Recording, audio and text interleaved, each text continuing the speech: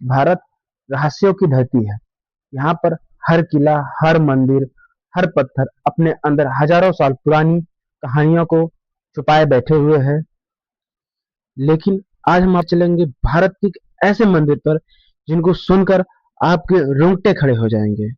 जी हाँ, मैं बात करने वाला हूँ एमपी के 64 योगिनी मंदिर के विषय में, जिनके रहस्यों के बारे में वैज्ञानिक और इतिहासकार सोचने को मजबूर हो जाते हैं। तो तंत्र साधना की यूनिवर्सिटी भी कहा जाता है।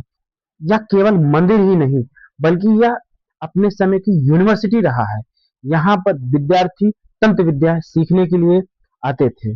जी हाँ, मैं बात करने वाला हूँ मध्य प्रदेश के 64 योगिनी मंदिर की। एक ऐसा मंदिर जहाँ पर तंत्र साधनाएं होती थी, जहाँ पर 64 रहस्यमयी शक्तियों की पूजा की जाती थी, और जहाँ की दीवारें अपने और एक अद्भुत और अनसुनी कहानियों को लेकर बैठा हुआ है।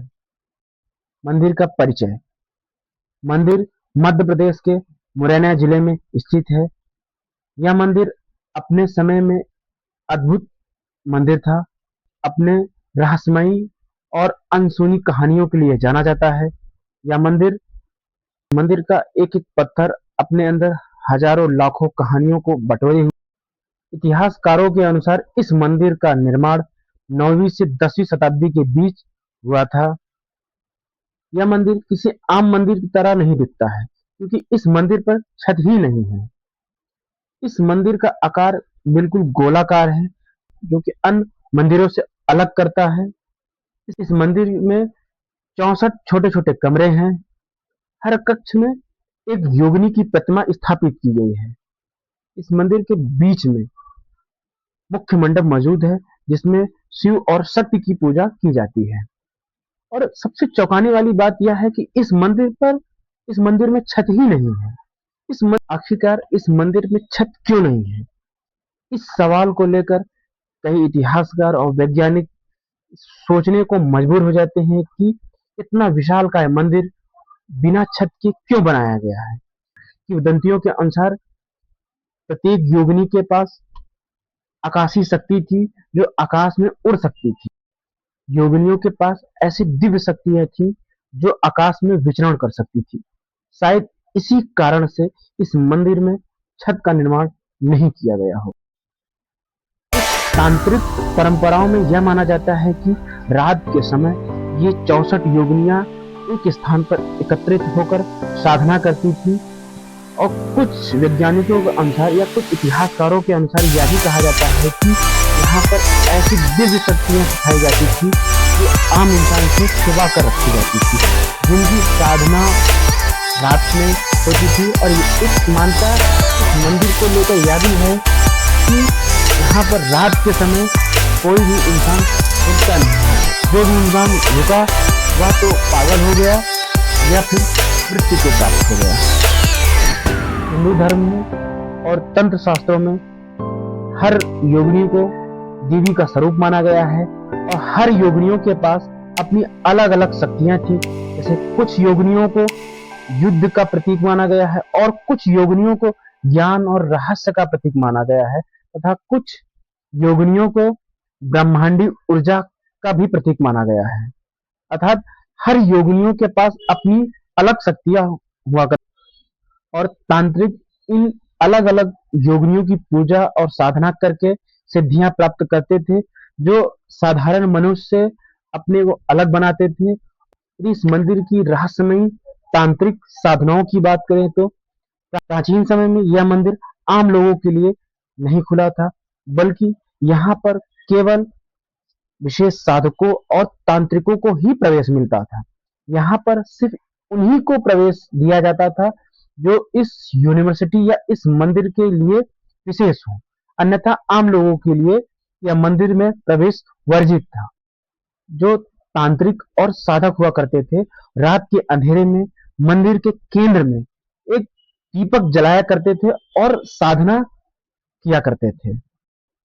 और रात के समय में मंत्रों की आवाज सुनाई देती थी, और घंटी की आवाज पूरे मंदिर को रहस्यमयी बना देती थी। और यह भी कहा जाता है कि इस मंदिर के आसपास का वातावरण पूरा शांत और रहस्यमयी बन जाता था। क्योंकि यहाँ पर सिर्फ मंत्रों की आवाज और घंटियों की जो ध्वनियां सुनाई देती थी, इससे आसपास के लोगों के मन में रहस्य और जिज्ञासा भर जाता था। कहीं न कहीं इस मंदिर को लेकर लोगों के मन में डर का भी माहौल था। हालांकि इतिहासकार इन पुष्टियों को नकार देते हैं, परंतु यह कहानियां इस मंदिर को और रहस्यमय और अनसुनी बना दी। यह मंदिर केवल मंदिर ही नहीं था, बल्कि वास्तुकला और विज्ञान का अद्भुत मेल था। यदि इस मंदिर को ध्यान से देखा जाए, तो यह मंदिर केवल धार्मिक स्थल नहीं था, बल्कि वास्तुकला का एक अद्भुत और अनोखा उदाहरण है। और इस मंदिर का गोलाकार डिजाइन ऊर्जा को संतुलन बनाए रखता है, और कुछ वैज्ञानिकों का मानना यह है कि जब इस मंदिर का निर्माण किया जा रहा था, तो खगोलीय पिंडों को विशेष रूप से ध्यान में रखकर बनाया गया था। यानी सूरज, चांद और तारे को ध्यान में रखकर इस मंदिर का निर्माण किया गया था। भारत के पुराने संसद भवन का जो डिजाइन है, इस 64 योगिनी मंदिर से ही प्रेरित है। हालांकि इस दावे को लेकर इतिहासकारों में अपना मतभेद है, लेकिन आज भी यह जगह इतिहासकारों के जो प्रेमी हैं, उनको आकर्षित करती है। अब सवाल यह उठता है कि क्या सच में योगिनियों के पास दिव्य शक्तियां थी? क्या योगिनियां थी कि केवल प्रतिमाएं थी? क्या लोगों के मन में या रहस्य है या डर? कुछ लोग इस मंदिर को प्राचीन मनोविज्ञान और वास्तुकला का उदाहरण मानते हैं। कुछ भी हो, यह मंदिर अपने आर्किटेक्चर के कारण लोगों के मन को आकर्षित करता है और ध्यान केंद्रित करता है।